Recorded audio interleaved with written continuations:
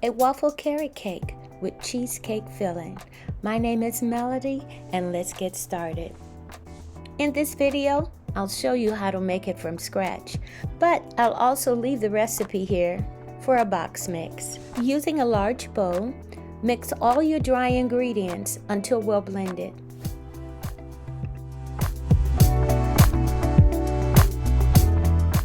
Now set it aside. We're going to come back to that in a minute.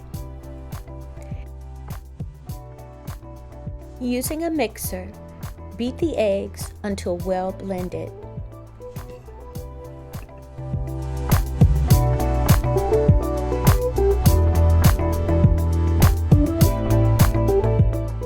Now add the oil.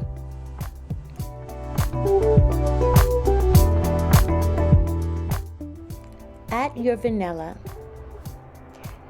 and continue mixing until well blended. Now we're going to add the dry mix, but we're going to do it in two parts.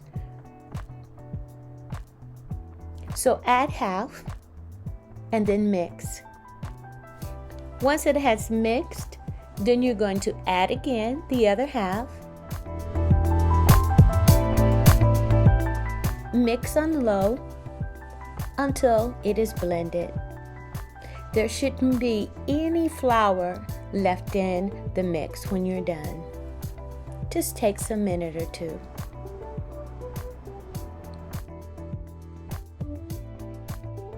Now here comes the fun part.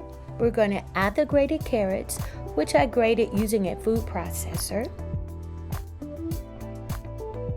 Add the crushed pineapple, and if you'd like to add raisins or currants, you can do that here. I omitted it because I'm not a big raisin fan.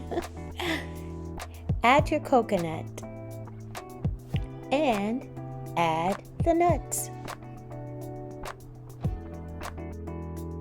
Now gently fold these ingredients into the cake batter.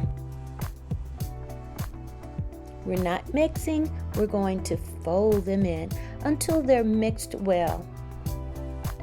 Movement is a under and over. So it's not a stir, it's a fold. It's a under and over. When you're done, your mix should look like this. Wow, doesn't that look delish? Now prepare your waffle maker using butter or baking spray. I like using butter because it just adds a little more flavor to the waffle. Now, scoop the mix into your waffle maker just like you would when you're making a waffle. Now look at that. Wow, doesn't that look so good? So good. And trust me, it smells very good too. Remove the waffle and set it aside. Now on the edges, you can easily cut it off with a knife or with cooking scissors, just so that you can have a clean edge. Now continue making the waffles and set them aside. You'll probably get about 4 to 6 waffles out of this recipe. If you have more left over, don't worry, you can freeze it. The amount you make depends on the size of your waffle maker. Once the waffles have completely cooled, I mean completely cooled, we can start to stack the cake. You can also take the waffles and refrigerate them overnight and build the cake the next day.